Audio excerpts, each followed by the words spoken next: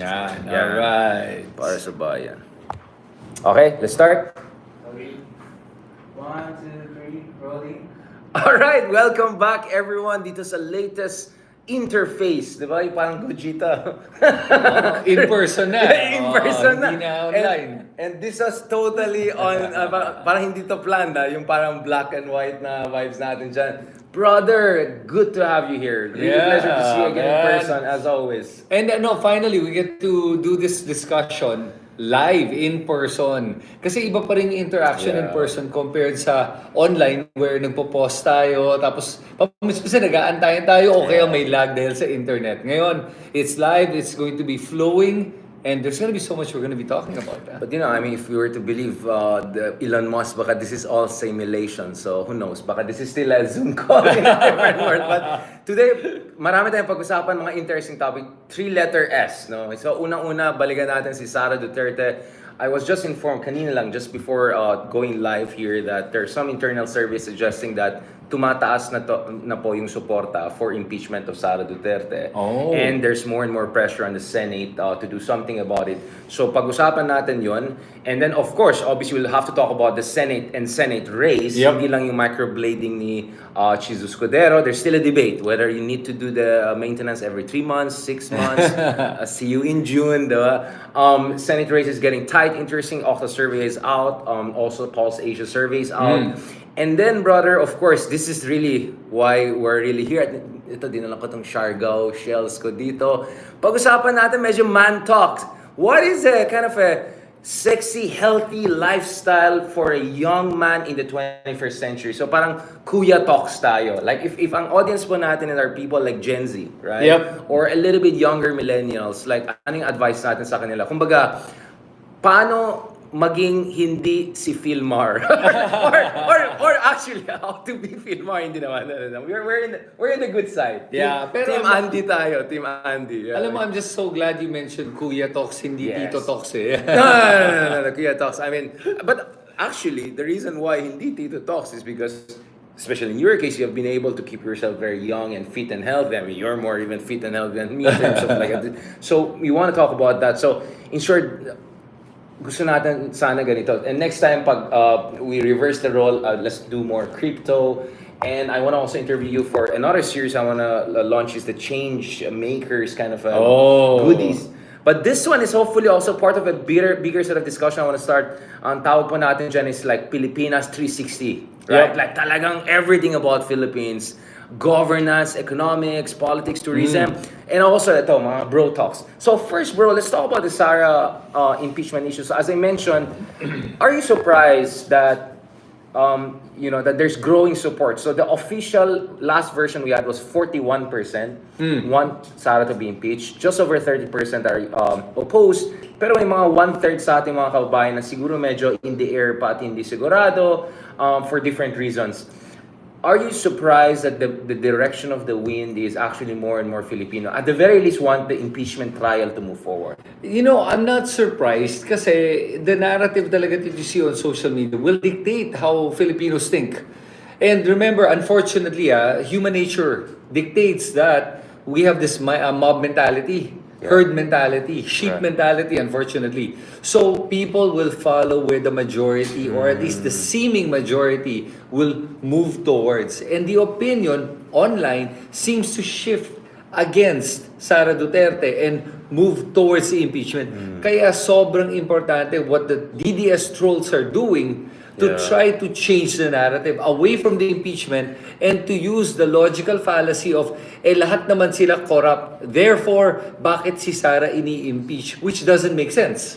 Diba? Kasi impeach somebody, it doesn't matter kung corrupt yung iba or hindi. The fact is, may nahuli tayong corrupt, kailangan ma-impeach regardless of what the others are doing. So, yun yung ginagawa ng mga trolls to try to shift the narrative. But the beauty is, hindi sila successful dahil karamihan sa ating mga kababayan ngayon ay mas may alam na mas gising na, kumbaga. Namulat na. Okay, alam nila, DDS troll yan, bayad yan, nagkakalat yan ng fake news, hindi naman totoong ganyan. Hindi na ako maniniwala may mga ganung posts. Parang may Darian at saka. Oh, yun, no? Ayan, you get that, di ba? Yeah, I love it. I love it. But going back to this, Chris, let's not forget, third monthsary na po ng Mary Grace Piatos. Doon sa mga nag-miss ng mga sayaw natin ng mga Grabe, ganun katagal na pala. Lumampas 3 months na. na. Ang dami kasi nang... Alam mo, Kumbaga, tatlong buwan. parang before pa yung Maris Rascal ba yan? Yung Yes. so this is so November, October pa, right? So medyo third, fourth month anniversary. And of course, malapit ng Valentine's Day. So I just want to remind people, maybe you want to give a Mary Grace treatment on your Valentine's Day or Piatos. But going back on more serious note, bro. Let's be honest. We have been going back and forth on this. Yes. The other thing that the internal surveys are showing, and we'll discuss also that more when we talk about the Senate races. Although nag-shrink yung support base ng DDS, medyo nagko-consolidate din siya in a sense that parang threatened na yung base nila and all of Right. that. And at the same time, it looks like still we don't have a solid majority, super majority going for this for the impeachment. Dahil unfortunately, and probably I'll be less invited to certain parties that I notice you get invited to, but it's okay with me. Yung mga ibang kaibigan natin na ang hilig, this is the worst budget ever. Resign all. Tapos yung iba, parang tuwan-tuwa na mag-invite ng mga DDS trolls ngayon na hindi na relevant.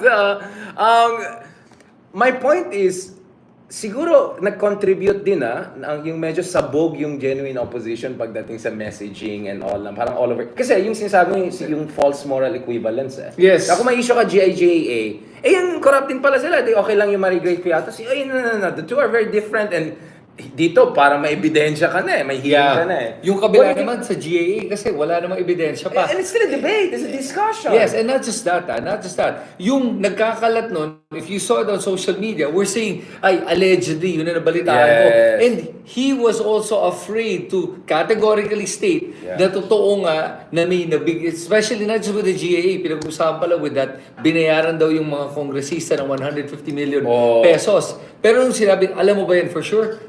Nag-backtrack, sabi niya, allegedly, hindi ako sigurado. Yeah. So that was the thing that really intrigues me is, they will say an opinion, and Or fake news, I mean, misinformation. Misinformation. Sige, I'll give them the benefit of the doubt, say misinformation. But the idea is just to plant that seed in your head. Whether it's true or not, basta ma-plant lang yun, good enough. Now with the GAA, that's interesting na nagsampa ng kaso sina Marcoleta, sina Topacio, and interesting for me, by the way, na Topacio seems to always be on the side of the people that are medyo questionable.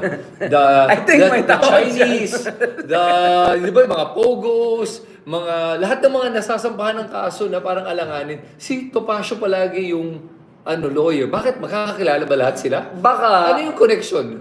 baka may talagang siya, kumbaga, sa dating may market, di ba? Ito yung market. Isa lang ang bugaw. Baka isa lang ang Wala bugaw. akong sabi, diba? I'm just saying, So- may market siya. Pero yun yung sinasabi ko, Richard, na yung narrative nila, sinusubukan nilang isali yung GAA dito sa nangyari kay Sara, saying na pareho daw to. Tama yung sinabi mo. Malaki yung pinagkakaiba ng dalawa. Kasi with Sara, it was blatantly obvious that there was a lot of discrepancies, anomalies, and grave abuse. Outright bastusan. Na binastos yung ating batas, binastos yung proseso, na talagang sinampal sa ating mukha na gagawin ko to at wala kayong magagawa. Ganun yung dating Versus the GAA, at this point, everything is still, at this point, marites. Hindi naman natin talaga alam what really happened And there's nagsasampa ng kaso just for the sake of filing a case. Let's see how it goes. They have the right to do it. I'm not disagreeing with that. Go ahead. If they can prove na totoong may nangyaring ganun sa GAA and labag yun sa batas, by all means, then let the Supreme Court rule on it properly. And we'll discuss it here dito sa ating discussion if there's really something legit. Yeah. So, there's a big difference between speculative and semantic on one hand and like caught red-handed Yes. Mary Grace Piatos on the other hand. That's false equivalence. So yeah, exactly. Okay, so to make it simple for everyone watching, parang ganito yan Nakita ko si Richard, nagnakaw ng pera galing sa wallet ko, di ba? Isipin mo yun.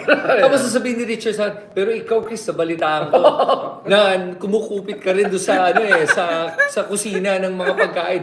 Wait a minute. that was nabalitaan mo versus ako nakita ko Yeah. mismo. So that's what we're talking about. Just because I caught Richard, he cannot throw that at Allegedly. me. Allegedly. Pero yun yung nakakatawa. Yeah. Na pag marinig mo yung mga DDS trolls, Yung ganun so style. yun ang sasabihin nila. Pero you're like, wait a minute. So if we're gonna throw that exact same argument that you're Right. saying, then that means you must admit that Sara did steal. Can I do it in the Cynthia Villar way? Yung parang, pag kinikira, bakit? Kayo nga eh! Ganun ang ginawa niya! Ikaw rin eh. Kaya, oo. Bakit? Ikaw nga eh! Nahuli nga kita! Parang ganon yung style ng mga DDS na every time That's nabubuking sila. Meron silang ganon. Bakit? Ikaw nga, yung whataboutism. Yes. Yung whataboutism, yeah. Yeah, well, I think that's a common thing with anyone that has been caught red-handed. Di ba? Wala ka nang kasing mabibigay na argumento o para idepensahan yung sarili mo at yung action mo. Alam mong mali eh. Kaya gagawin mo, ibabato mo na lang sa kasama. Well, hindi ko sure. Tingnan natin ulit yung Instagram nila, Philmar at saka... Wait lang, mamaya natin puntahan si Philmar at Siargao. No, because bro, when I was in Siargao last year, yung mga kaibigan namin sumali dun sa isang racing event. It was a marathon event. Yung babae na yan ay kasama dun at kinaren niya yung mga kasama ko.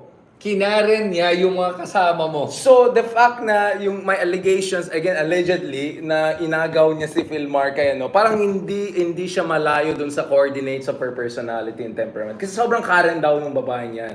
Sobrang, may anyway, bago tayo ma-cyber live Right. dyan, balik tayo dito.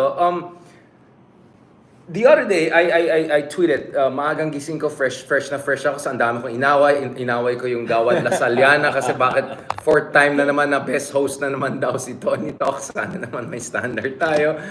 But the other one na sabi ko, yung hypocrisy na, if the DDS ay galit sa GAA, bakit yung Kongreso lang ina-attack, hindi yung Senado? Because this is Right. bicameral. Alam mo yung palusot nila. But in the Constitution, when you say Congress, the Congress is both the House of Representatives and like, parang malamang, I'm talking about the common usage of the term of Congress. Right. So they wanted to make palusot na naman na ganon. But exactly, have they, because we're going to the Senate now, di ba? Yes. Because, aminin natin, attack na attack sila sa Kongreso dahil, of course, the Speaker of the House has been taking on Sara Duterte more than 2/3, more than 70%. Yep. This is the highest range of vote for any Yeah, impeachment. not right? just that, remember, na 215 already signed and submitted na. And yet, May umahabol. naghabol pa yung iba up to 243 at the last Yeah, count. yeah. And they had to tell people, tama Tama na. naman yan. So, Yeah. here's a question. When that allegation happened na bayad daw itong mga kongresista, hey, you know what? That could be true. I don't know. But what I'm saying is this. Prove it. Kung ikaw, kongresista ka, you don't have to sign dahil you got more than 1/3 needed signatures. Why would you? Why would you and put your name on the line knowing that the Duterte still have power that you could get, you could probably not be voted for the next Congress by signing it, and yet they still signed it. And tapos na yung GAA. So kung Yeah. may bayaran na, tapos na yan. So Yeah. you could just say, ay sorry, kailangan ko mag-microblading. Di ba? Yung mga no, I'm just saying like, it tells you na siguro na sense din ng mga congressman na yan na there's a palpable support na rin for the impeachment. Yeah. Siguro na sense din ng mga different constituency. But then again, just to be fair, we had Congressman Percy Sendanya who told us on our show Deep Dive na may mga congressman na in fairness naman, they took really risks kasi medyo malakas yung DDS support and some religious groups that I think we know about, yung mga mahilig mag-peace rally. So in fairness, some of them really took a risk. So maybe some congressmen deserve some recognition, Yes. credit for the risk they're taking. Kasi even if totoo yung marites ng yung mga DDS bloggers dyan na binayaran mga yan, what is 150 million if you're gonna lose access to billions and billions? Yes. You know what I'm saying? Like, even by their logic, it doesn't make sense. And- It was risky. Yeah. And not just that, on top of that, ang pinaka nakakapagtaka sa argumento na binibigay ng mga DDS trolls, ngayon kung hindi matalas yung pag-iisip, mabubudol ka talaga ng mga ganitong argumento eh. To say na, tignan mo, they're going to get this pang-ayun of their constituents yung for elections. Sige, let's use that analogy. Wait, that same analogy applies to Sara. Because Sara does that as well. Everyone does that. So when you say that, the very person you support has also done that in worse ways than what you're talking about. We're not talking just hundreds of millions. Correct. We're talking billions Yeah. in the DepEd. Maraming ginawa at saka siya mismo, nag-aayuda system siya. So everyone is doing it eh. And unfortunately, with Sara, nakikita mo nga, it was shown that we don't know if really it even went to somebody or it went to somebody's pocket internally and not to the real beneficiary of that ayuda. So that ayuda system applies to everyone. Kaya ang hirap mambato So what they're ganyang saying is that- alegasyon. Kahit anong salami slicing mo, mahirap mahirap talaga i-justify yung side ng caught red-handed. Diba? Yes. Basically yun. Kaya lumalaki yung support for impeachment. I'm just trying to put things together here, right? Yes, Yeah. pero the thing is kaya nakakatawa pag narinig mo yung mga argumento ng mga DDS supporters kasi nga dito mo nakikita ang tataba ng utak nila. Right. I mean, I give them that Utak credit. lang yan. Sobrang galing nila mag-spin ng isang kwento. Maghahanap talaga ng Yeah. dahilan na talagang pati ako parang wow, ang hirap ng logic na yun. Pero sige, okay, sakit sa bangs. Sakit, wala man lang akong bangs. Parallel universe, medyo alternate. No, but they perfected that art. And I'll tell you on that. Actually, studies show that some of these people may have got training in Russia and even China. Oh yeah. So, and there's no one better than Russian troll. The Russian troll, maybe Macedonian troll, but they're really good brothers. Because I've had co-lectures with people from EU, and we were comparing notes. And I used to be based in National Chengchi University in Taiwan. So nakausap ko yung Taiwanese leaders, President Tsai, among others, and they were telling me how sophisticated the troll operations are becoming, and that China is learning from Russia. And if the allegations are true that some of these trolls that we're talking about may have had exposure to, to Beijing or Moscow Yes. training, then actually you shouldn't be surprised, bro. Na medyo parang, sometimes even if it logically doesn't make sense, yung framing, yung cadence, Yes. yung timing, at saka yung the Goebbels principle, diba? Kung paulit-ulit mo isang Yep. kasinungalingan, it becomes a kind of a self-evident truth, unfortunately. Yeah. And what they're really good at is being able to create new narratives. Correct. So, I mean, honestly, I give it to the Dutertes for that. Na ang galing nila na meron tayong pinag-uusapan isang topic and then babato yan ng some random statement. Sara did it just recently. God saved the Philippines and then suddenly that was trending on Twitter, di ba? Yung kaya nilang, ito pag-usapan natin. Tapos yung, grabe, kawawa ang Pilipinas, naghihirap tayo ngayon. Gasgas na yun eh. The Philippines is not doing worse. Statistically, we're doing better. Yet, they keep saying, kawawa ang Pilipinas, tignan mo, ang dami naghihirap. By making that statement, they make it sound like it's true. Without having to provide any Pero data more to mga show. kaibigan natin yung ganyan line eh. I think more the line of the other side is, kawawang Pilipinas kung impeach natin si Sara, magkakagulo ang bansa, kawawa naman tayo, But actually, sila yung distraction. So actually, Yes. doon yung galing yung, I think the context of Senator Senator Bato, yung sinabi niya sa paking ko yung si Percy. yeah. Kasi sabi ni Percy, God save the Philippines from the Dutertes. Yes. Kumbaga, parang let me finish that statement. May term kami sa Ilocana, again, si Singpet Mini. Kunyari, pabait-bait si Sara, di ba? Hindi na siya kasama ni Zoom call na naman. Sabi ko, wait lang, kung 248 ang nag-sign, ang dami niyang pumurahin. Siguro, again si Singpet na lang siya, nagpakabait na lang siya. No, but going back to this, look at it, then Bato got the headlines too. Yep. Magaling silang lahat mag-grab ng Yeah. headlines eh. Yep. They're like media mileage monsters, media mileage masters. Alam mo, that's why ako, I don't react to everything I see online. Especially yung mga ganong, I find them trivial. I don't want to amplify their message. I like to stick to the issue. Kaya kahit nakakita ko ng mga ganyang mga statements, hindi ako magko-comment. Kasi pag nag-comment ka, you're amplifying their message. Then you're also getting diverted from the real topic or the real issue at hand. And not just that, then you just become another, yun na nga, mindless, parang aso nga eh, na kahit na ano na lang iba to mong stimulus, tatahol. Yeah. O dito, Pavlovian. o dito. Pavlovian Oo. dog. Yeah. Diba? Yun yung ina-avoid natin, na magre-react ka na lang sa lahat ng ibabatong issue. Then you become exactly that. You're just a reactive voice rather than an actual thinking, intellectual opinion. But that's where I slightly differ from you. Slightly in the sense that, of course, dapat hindi patulan ng mga kachipangan at mga kaiwanan.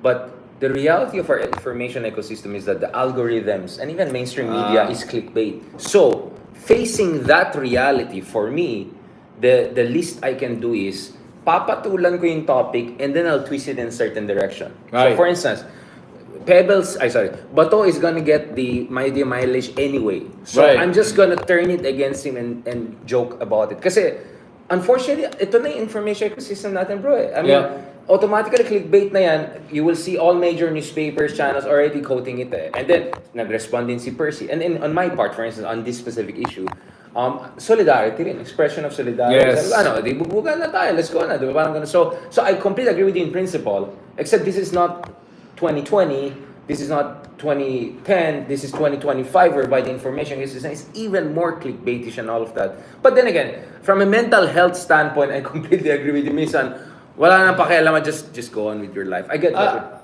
But I want to add that I do not discourage people from countering mga False misinformation and narratives, false narratives.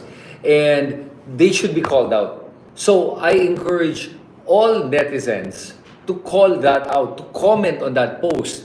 So that when people read that post, makikita nila that there are a lot of people that are disagreeing with whatever narrative they're trying to, propagate to the people. Yun yun. So in that sense, I'm not saying don't react. I'm saying that in my case, I would prefer not to amplify it.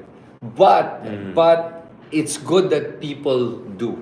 Right. Yun na. So I think You can spell it out. Thank you to Richard Hidarian for yeah. So parang being a ikaw na yung hero. bahala doon. No? Sa'yo na yan. Ako, okay na ako. It's okay, you Thank can say God that. Richard did it para I don't have to deal Thank with you this very crap. much, Oh. Richard Hidarian, the greatest Buti. guy, the amazing guy. Ikaw, buti nagbabardagulan ka ako. Oh my God. Lampas na ako. Medyo mental health. No. That's why I have strictly Sabbath, di ba? Like, I have one day of complete, like, no duty or whatever, and then my Fridays are kind of half Sabbath. So I have my own almost religious spiritual breaks. So, meron din akong side na ganon for some friends who know me better. Going back to this, brother, let's talk about the... by the way, nag-apologize si Bato. So maybe nag-work yung pag-pressure namin sa kanya. So, You know what? Okay. In So fairness. I'll give it to Bato. At least naman nagkaroon hey, siya- and give it to us for pressuring him sure. to make an apologize. Sure. Because I'm the greatest. Honestly, that surprised me because, Never nag-apologize mo. Never. So parang good for him na nag-apologize siya. So and Percy naman in his Defense, not yeah. defense. It wasn't really defense, but in Credit. and for him, at least kudos to him that parang okay na rin siya na Yeah. sige na. Man, like this is such a Duterte brand, yung Yeah. pag wala ka na masagot, insulto na Yeah. lang, violence is so typical. And even Duterte supporters are like that. They're very violent, tapos panay insulto. You've seen that, di ba? Yeah. Pag sila yung Oh, yeah, hindi nag-agree, panay.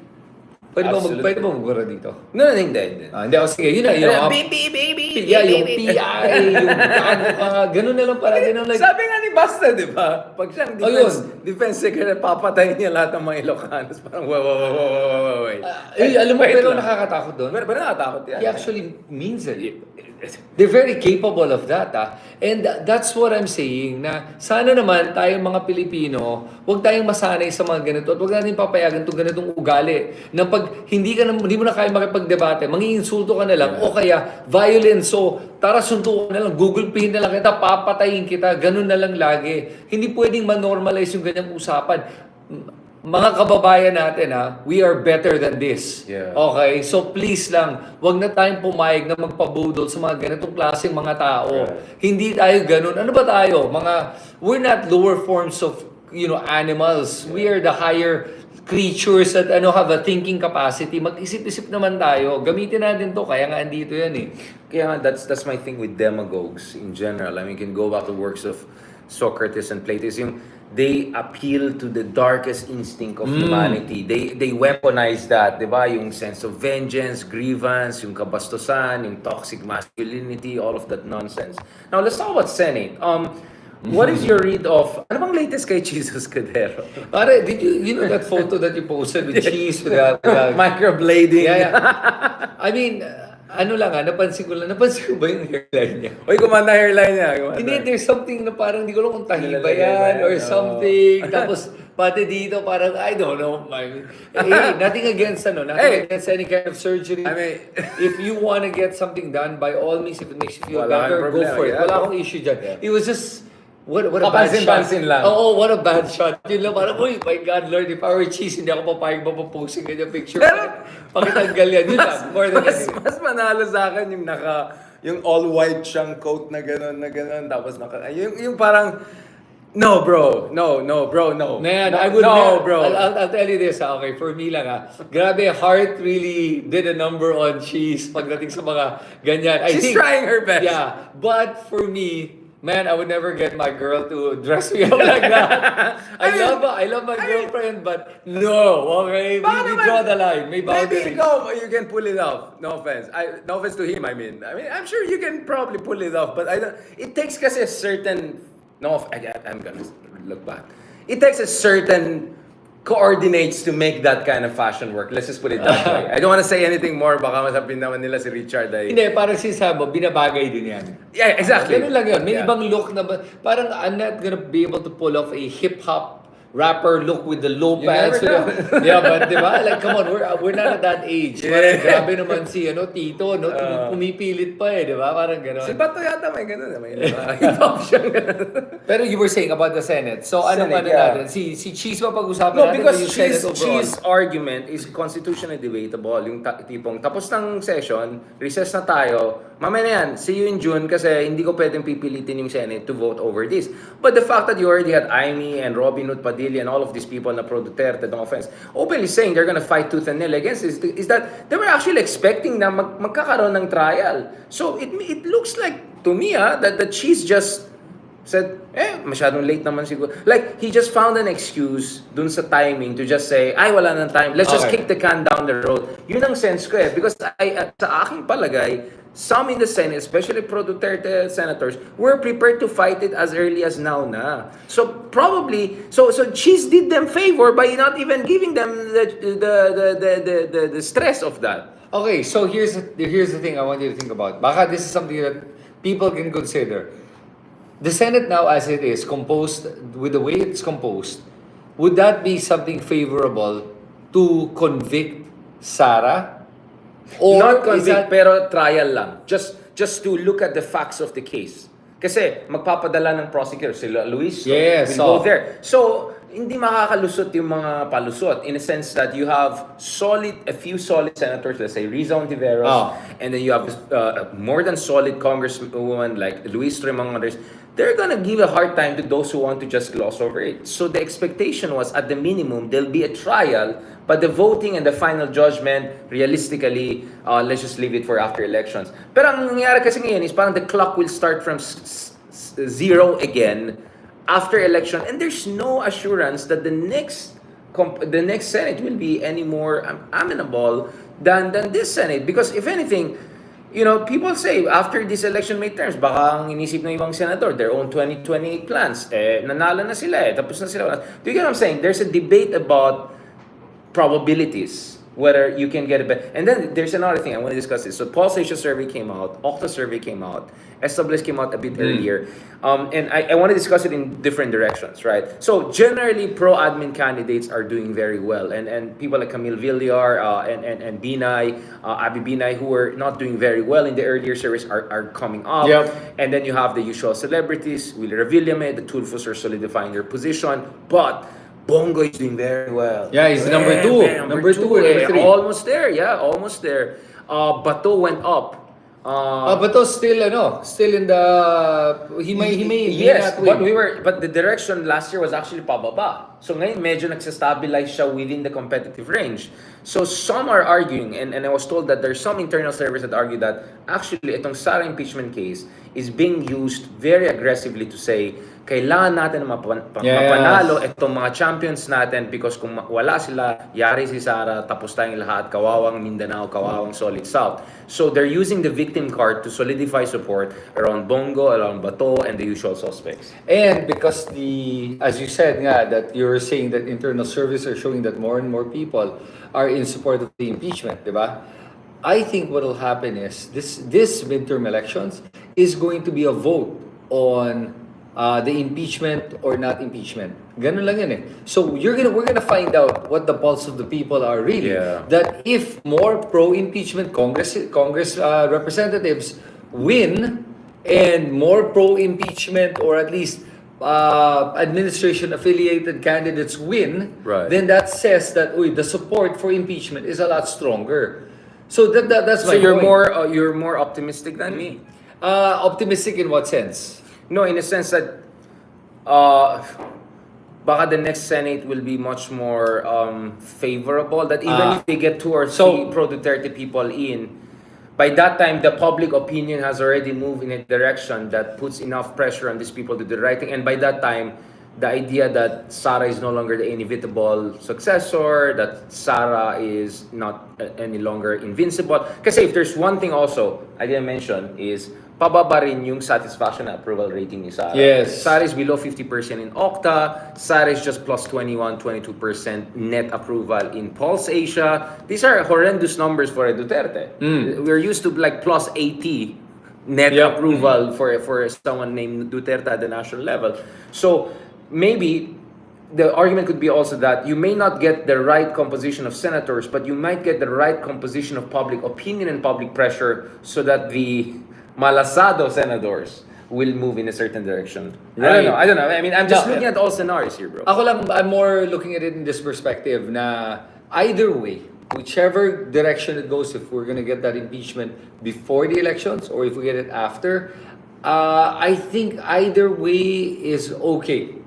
If we do it now and then impeach siya before the elections, great. I have the sooner the better. I really want the Dutertes out of Philippine politics. They are such a cancer to our society.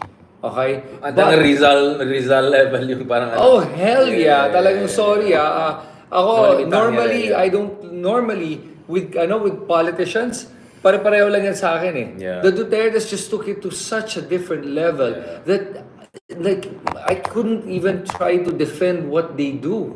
It was so bad. So even with Marcos, with Pacquiao, I mean, as much as I have my criticisms of all the candidates when they were running, we can go, yeah, of course. I could stomach anybody winning. It was the Dutertes. I was like, wow, this is ibang level. Kaya I say that publicly. So people that are supporting Duterte, intindihin nyo kung ano yung binabanggit ko dito You have to first be Team Philippines before your Team Green, Team Blue, Team Red, Team Pink. Team Pilipinas muna tayo. Yun lang yun.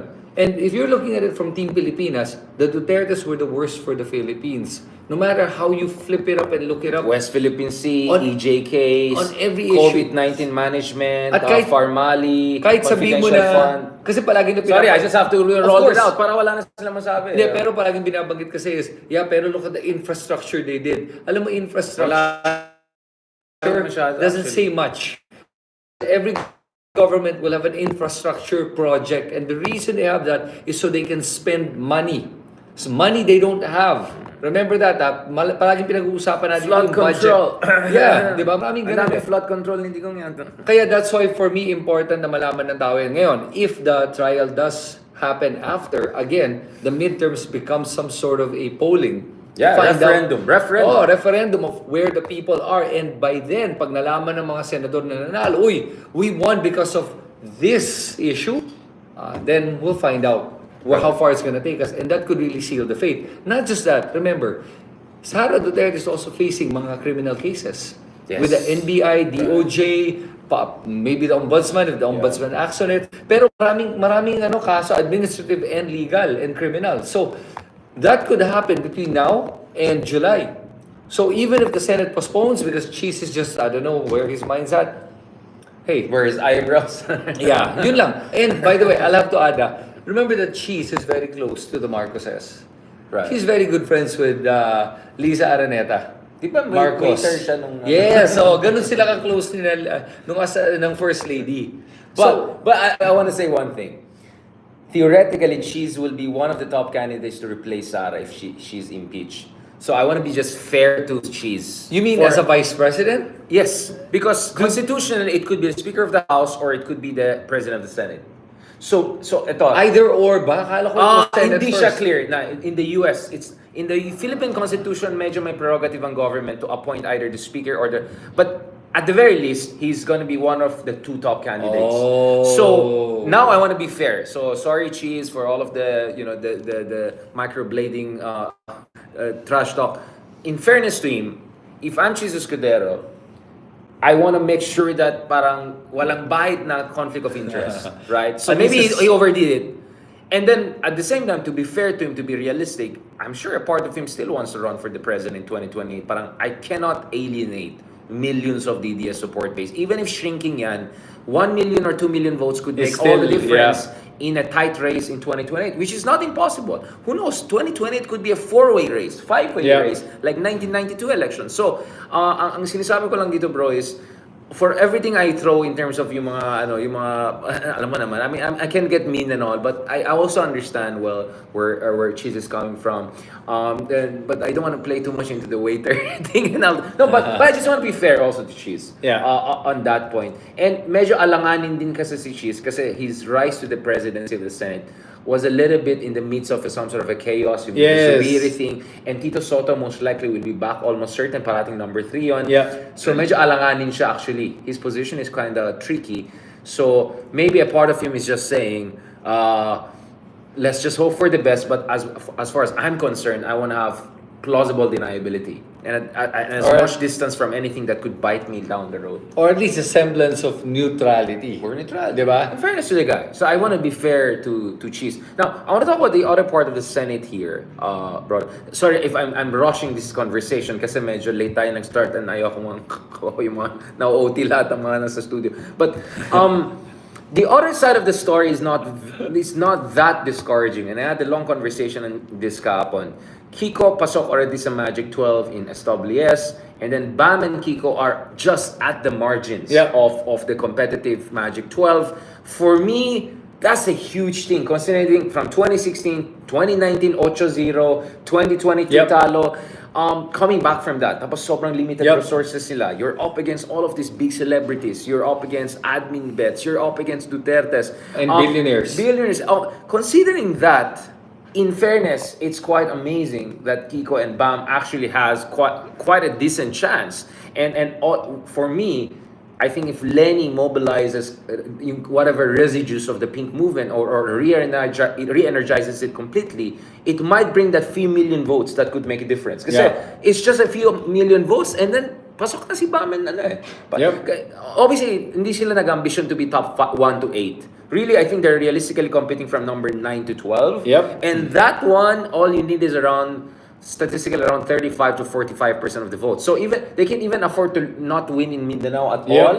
But if they get enough in Luzon, Visayas, and Palawan, they actually can win it. In terms of number 9, 10, 11, 12.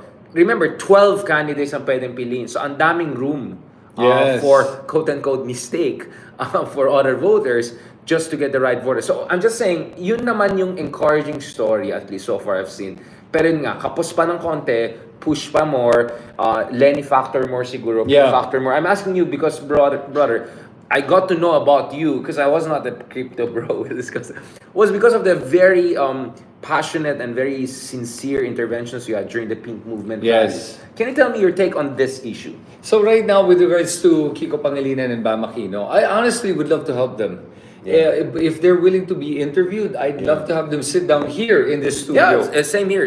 Yeah, and really talk to them. Pero, alam mo, like with any senatorial ball, I'm going to ask very tough questions that even yung mga controversial They should take. issues nila, I want to ask them because I myself as a voter have some of these questions. If they're willing to sit down, I'm more than happy to support them. Kasi even Kiko Pangilinan as a senator, I have my differences in opinion on some of the bills that he passed. 100%. And here's the thing about the senatorial race. We were just talking about it with my friends. Sabi ko, alam mo Richard, you can't blame the Filipino people for voting for mga sikat o mga may pangalan o mga celebrities. Yeah. Kasi pag tinignan mo yung 66 candidates, think about it. Do you really have time to go over every credential of all of those people? So you first start with familiarity. Okay, so sino ba yung mga Yun yung pinaka-familiar? base mo, baseline. Kilala ko ba ito? Ito, hindi ko to kilala. I don't know who you are, nor would I care to spend the time to find out who you are. You have to push your case with me. How do you push the case? Do something. Become viral. Something that will make me go, sige na nga, titignan ko nga kung sino tong taong to. Otherwise, hindi mo titignan eh. And then you get a Willie Revillame who helps so many people when it comes to his TV show, giving out money. Eh, how can you blame them? Na mabait naman si Willie sa amin at nakikita ko na tumutulong, eh gusto ko siya iboto eh. So there's nothing wrong with that. So what I'm saying nga is, and people misconstrued what I said eh, na parang, bakit daw ayoko daw sa mga Tulfo? I didn't say ayoko sa mga Tulfo. Ang sinasabi ko lang is, ang dami na nila doon. Yun lang, sana lang isang Medyo Tulfo. tatlo is a bit. Yeah, three. I think Rafi is doing a great job alone. I mean, like, sige na nga, Erwin, Rich Elrin. Tapos Erwin pa, and now si Ben ba? Yung isa si Ben o si Ramon? Si Ben, right? Good morning, good morning, good morning. Yeah. good morning. So yun lang sa akin more than anything. So it's not to say it's a bit that too much, yeah. I'm not calling them like hindi ko sabi mga botante ang tatangan nyo. No, it's not that. I understand why. Here's the thing. That's why I encourage Bam and Kiko. If they're gonna to make it to the top 12, man, make noise, do something. Yeah. Be viral, do something that'll make us not a stupid statement, make a statement like how the Dutertes do. That'll make people go, oh my God, did he say that? Pero sabi mo, di ba, wag natin patulan yung mga ganyan. Then now you're saying, be viral. Hindi. Kailangan ba rin sabi ni Bam, sasapakin ko yung mukha niya. Yeah. Amunin niya si Baste. So, wag naman sana in the form of violence or mga Joke pag-iinsulto. lang. Pero definitely they can come up with a statement Yeah. that can make them come Catchy, out. yeah. Medyo, kahit na medyo alanganin, just for people to talk to you. Talk about you, whether it's against you or for you. Publicity is publicity, good or bad. Yeah. Just get your name out there. Medyo risky. Ako, I just want to add one more thing to that. I agree with that. Ako, to be honest, sa tingin ko, hindi pa rin naintindihan ng tao ano pa talagang trabaho ng isang senador. In fact, I think Willie, when he was running himself, when he was asked, anong platform, mamaya na natin pag-usapan.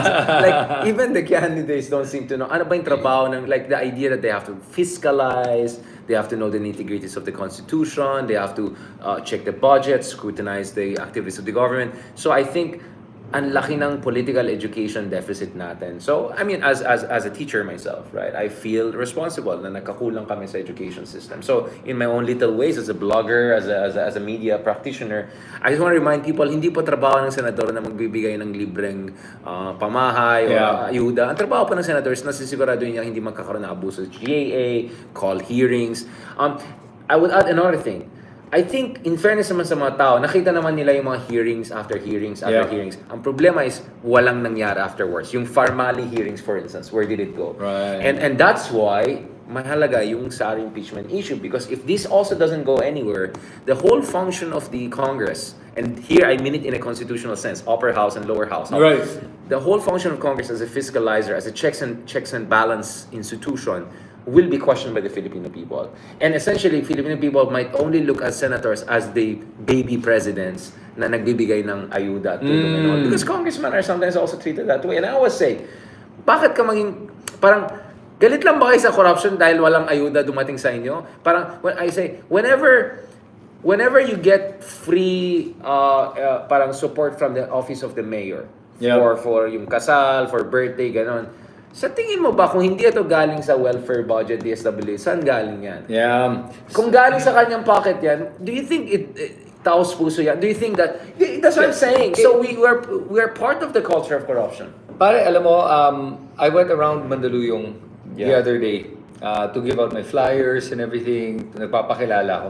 Alam mo, I noticed several of my constituents in Mandaluyong, mga Mandaleños, ang una sinabi sa akin was, wala ka bang pamerienda dyan? I was surprised. Talagang hindi ako makasagot. I was like, wala po eh. Pasensya. And I said to them, pasensya na po kasi hindi ako politiko, hindi ko po alam yung ganitong kalakaran. Ganito ba yun? Yeah. Oo, dapat may pamerienda ka. And then nung isa naman, nagtataka ko why everyone was asking for a flyer. Pagdaan ko, alam mo narinig nung isang volunteer ko kung bakit atat mo ako ng flyer. Sabi nila, walang paipit.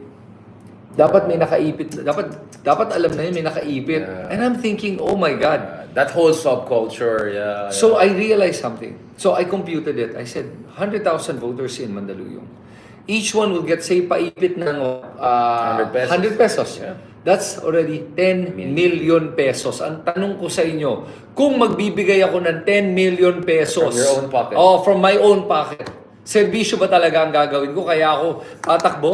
At saan ko kukunin yan? Oh, so, yung corruption na nakikita natin ay nag-uumpisa sa mga grassroots dahil na-normalize niya sa ating mga kababayan. Natingin nila harmless itong pagkukuha mayaman ka naman magiging kongresista ka naman o magiging councilor ka, magbigay ka naman. Pero yung paghingi mo niyan ay ang punot dulo ng pagkakaroon ng korupsyon at kaya nagiging korap ang mga binoboto natin. Kasi sinasabi ko sa inyo, itigil na natin tong paghihingi ng merienda. Dahil isipin mo, magkano merienda mo? What, 50 pesos, 100 pesos? Pero ang kapalit niyan ay ubos ang pera sa kaban ng bayan na pumupunta sa bulsa ng mga taong binoboto nyo dahil kailangan nilang bawiin itong binigay nila sa'yo na 10 million para sa merienda, para sa paipit. Yun yung nakikita kong problema na hindi nila Or naintindihan. what if pamirienda sila dun sa Kurakot pero butuin nila yung malinis na katulad mo? Di ba yun yun? Bawal yun, by the way. Hindi, pero, okay. Off the record. I like that. Off the record. Yeah, I like what you said. Pero isipin mo yan, kung tinanggap nila yan sa akin, tingin mo ba malinis ako? Yun na.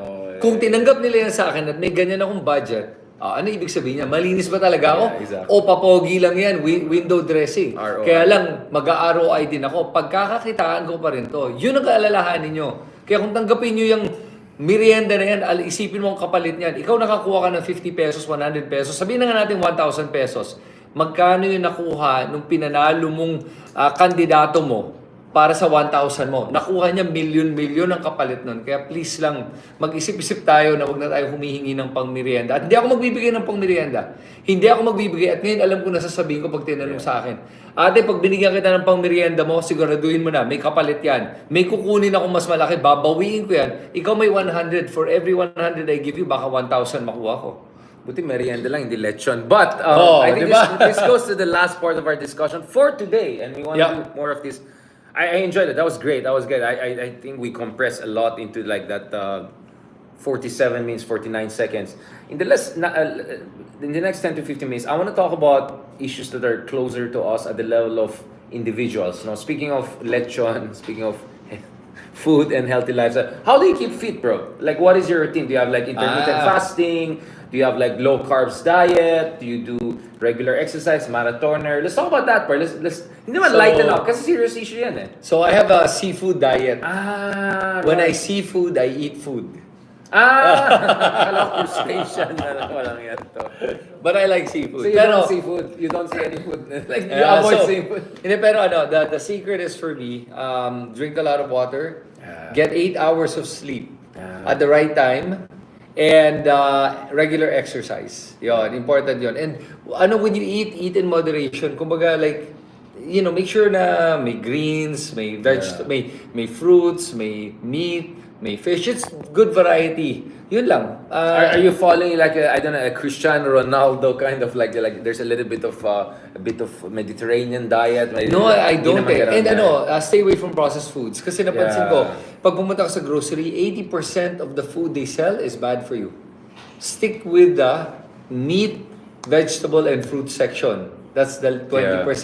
Everything else in between, stay away from that. That's all processed food. And ako kasi, conscious ako na, siguro kung medyo privileged ka, you can go for the organic, you can go for the Wagyu. At kung ikaw ay isang ordinaryong Pilipino, how can you afford the right kind of food? Okay, pare, advice natin. karne, bili ka ng karne. Huwag kang bibili ng mga processed food. Mas mahal ang mga processed foods. Actually, A kilo of meat is a lot cheaper and it's a lot more nutritious. Fish, from mga galunggong or mga tilapia, ganun. Get the fish, buy the chicken. That's a lot cheaper. Buy vegetables, magulay ka. Tapos gisahin mo lang, prito lang, ganun lang yun. and lower volume. Ako, for me, probably is also a metabolic thing. For me, basta sa gabi, anything after 6 p.m., cut the carbs as much as possible, bring it to zero. So, that really helps. At least in my metabolic cycle, napansin ko yan.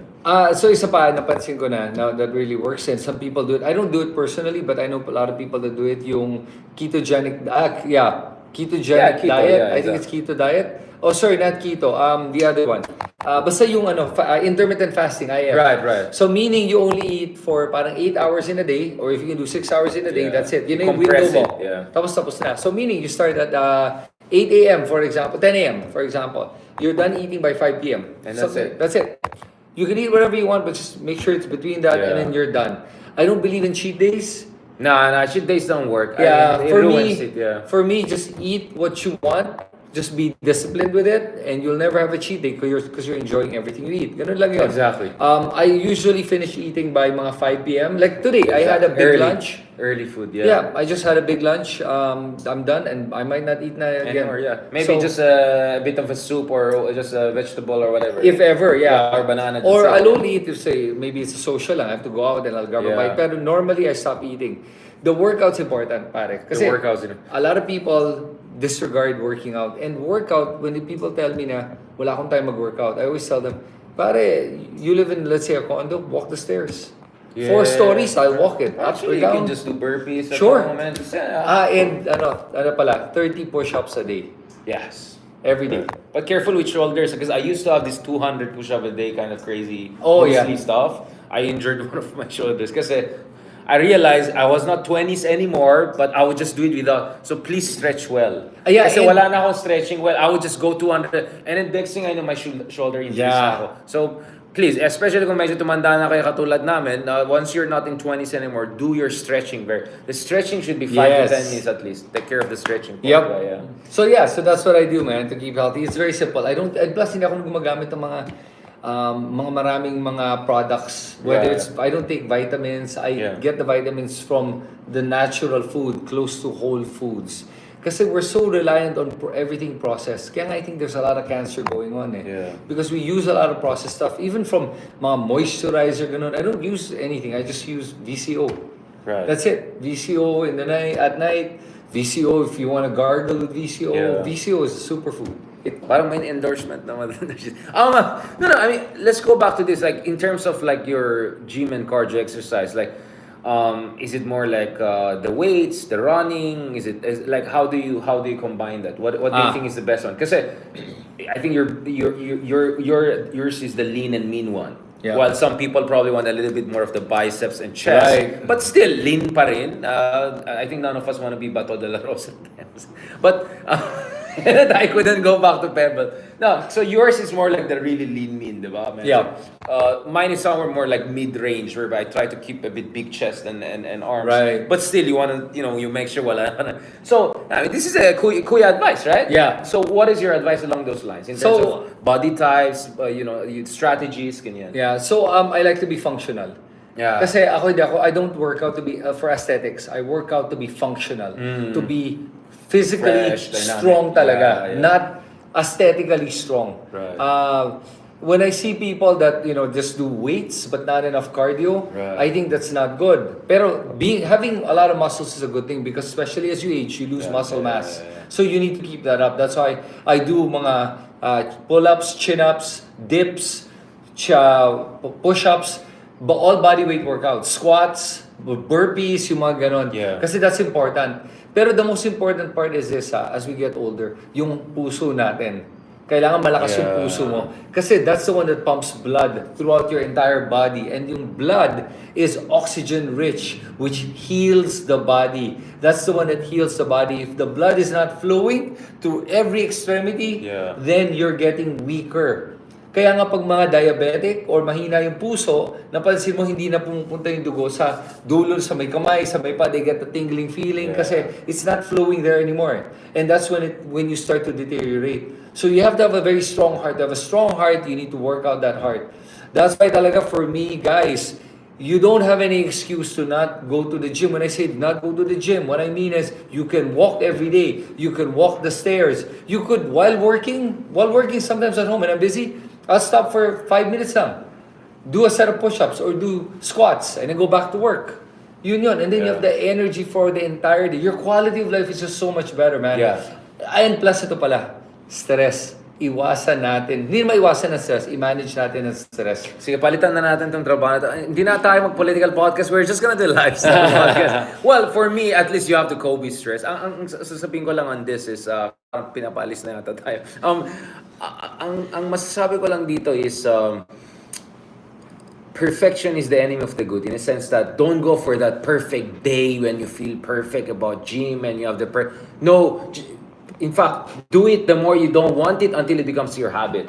And you don't have to do it exact perfect way. It could be like intermittent exercise sometimes, like in the middle of writing. Because I'm primarily a writer. Like in the middle, pag may writer's block ka or something along, you're working through that idea, okay, I'm gonna do it for push-ups. I'm just gonna do. Yung mga palit-lit na yan, Yeah. over time, you build certain good habits. Yun ang sinasabi ko. Don't go for perfection. Dude, to, I'll go to this best gym. Andyan yung mga... Alam mo yung gano'n? So- That's where you lose it. Kasi you'll be sexy for 3-6 months and then you're gonna give up and then next year, wala na, di ba? But kasi ikaw, you maintain this for years, I've seen Yeah. you, bro. You don't go like that. Yeah. You're just steady, bro. So, ang difference kasi, it's not a goal. It's a lifestyle. Lifestyle, yeah. Yun. So, I don't do it, I'm trying to reach a goal of, or weight Yeah. goal, or an aesthetics goal. I do it because I know it's what a healthy person does, a fit person does. So, if you have that mindset, you don't need to be motivated to work out. You have the discipline to work out. And honestly, with Yeah. life, not just working out, discipline is more powerful than motivation. Yung sinasabi mo kanina, I'll work out when I feel like it. When I don't feel like it, I'm not motivated, then I won't do it. That's flimsy. Kasi that means you only work out when you feel like it. You'll only do something when you feel like it. But the real power is the discipline. Is when you do it. Whether you feel like it or not is irrelevant. I just have to do it. So there are days, pare, I'm so tired. I want to go home. I Yeah. just want to sleep. And that's right. That was the day that I say, no. I cannot give in to yung nararamdaman ko. Kailangan ko gawin yung kailangan kong gawin. Regardless of how I feel. That's the day I go for my run. Kung ayoko na and I say I'd rather not do it, that's when I do it. That's what pushes you beyond being an emotional puppet. Kasi now your emotions are not your master na. You're the master of your emotions. Yun. Yun lang. Yeah, I mean, obviously we'll have hopefully a separate episode on the whole Marcus Aurelius stoics and self-discipline, right? Kasi for me, ang sarap ng feeling na gutom ka matulog, knowing next day you're gonna wake up fresh, fresher version, a sexier version of yourself. And then you fall in love with that pain. Yeah. With that pain of hunger. In the same way, you fall in love with the pain in your muscles, Yeah. right? In the same way, you fall in love with the pain of exhaustion in your brain when you had a hard day of work, Yeah. right? So I think one way is also to orient your mind to appreciate and embrace pain because that's the good kind of pain. Yeah. That's a pain that you choose. You know, Stoicism is about voluntary poverty. The pain that you choose. When you can, when you learn how to choose the right pain, that's where you're a real man, in my opinion, right? So I just want to end on this note. Para exactly we're almost hitting the 1 hour note here. Pag-usapan natin itong Filmar phenomenon, right? Yep. No, because, okay, I'll be honest. Ang read ko is, you know, you have the whole AFAM angle there, and then you have, let's be honest, I think we do have a culture of inferiority complex, or this idea that we need affirmation from the white people. Okay. Right? And then if you date like a white girl, literally a blonde girl, parang, wow, pare, you made it. Kaya ngayon, lahat ng mga kaibigan natin na Pinoy na puti yung girlfriend or like blonde yung girlfriend, Filmar nang tawag namin sa kanila. Do you know what I'm saying? Like, this is a real stuff. Okay. This is a real phenomenon. So, for me, what is a kind of a secure Filipino man in the 21st century, right? Na you don't need affirmation from other cultures or other women Yeah. or even other men. Like, how to be a secure man without all of that third world constant need for affirmation from AFAM, blah, blah, blah. Alam mo pare, for me, confidence comes from first having the discipline and the knowledge that you can commit to yourself. That's number one. When I say commit to yourself, alam mo, it feels good when you wake up in the morning and then you say, for example, I'm going to wake up at 5 a.m. today because I have a lot to do. And you wake up. Pare, that's already, I can do it. Yeah. That builds your confidence. Right. Alam mo, those micro events that you can commit to and fulfill, builds your confidence. So the more a person does that, it builds their self-confidence that you don't need validation from other people on who you are and what you're capable of. And yun ang important. And a lot of Filipinos kasi, unfortunately, nakakalimutan nila that the most important type of affirmation that you can get is from yourself. Yeah. Nobody else. The more you look for external validation, the less secure you become. And you're slave to that. Yes. Yeah. Oh, hahanapin mo yan eh. But the more you're able to validate your good qualities and your strengths by your own methods and by your own actions, you develop that confidence. And you get to a point where, ano yan eh, it's what a sigma male is eh. Yung wala ka nang pake what people think. Yeah. And you walk in your own beat and you don't really give a crap. And whether you're single or you get a girlfriend or a boyfriend or whatever you get, it doesn't matter. At the end of the day, you know who you are and what you're worth. And that exudes a lot of non-verbal confidence that people see. Which makes you more attractive. I mean, I always say, since hopefully this is the beginning of a Pilipinas 360 degrees, we're going to talk about infrastructure, subway, agriculture, economics.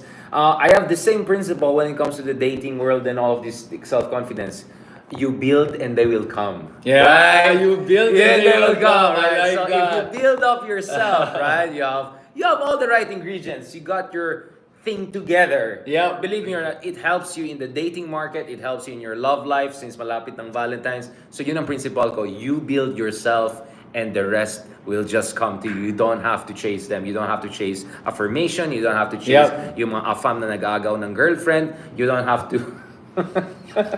you don't... Basta, you build yourself and the rest will follow. Yun lang masabi natin. Thank you very much, brother. That was a great way to get this conversation started. Next time, let's talk more about cryptocurrency. Medyo I lost a few thousand pesos. Galit ako sa'yo. Kanina, bago interview si Kristen, oh my God, like that. So, so we're gonna talk about different types of cryptos. Kasi Bitcoin lang yung kilala, but there are like a million different versions. Meme coins, we talk about them.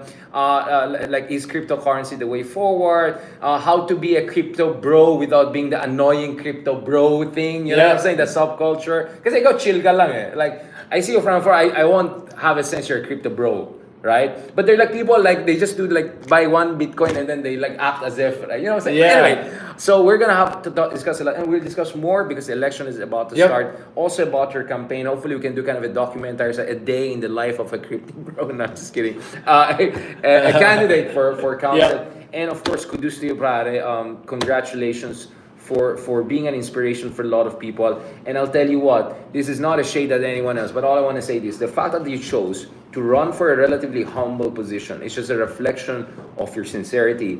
And it just shows that actually, no matter how humble the position, if you do it the right way, it will make the right impact and it will create a multiplier effect. So I won't be surprised that God willing, once you're a counselor in Mandaluyong next year, ikaw ang magiging inspirasyon ng parang how to be you po. Right? And we saw it. Vico Soto started also as a counselor. And look at him. He's now a global sensation. So, that's it. Build yourself and they will come. Salamat, brother. All right, Talk man. to you soon. Maraming salamat. Good Thank you very much, podcast. guys. And catch up soon. Marami tayong pag-usapan. Pilipinas, 360 degrees.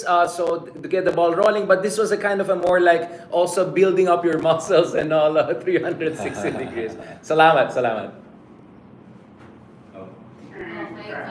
Wow. That was good. Good, man. Wait. May live pa dito. Oh, may live pa. Baka may masasabi.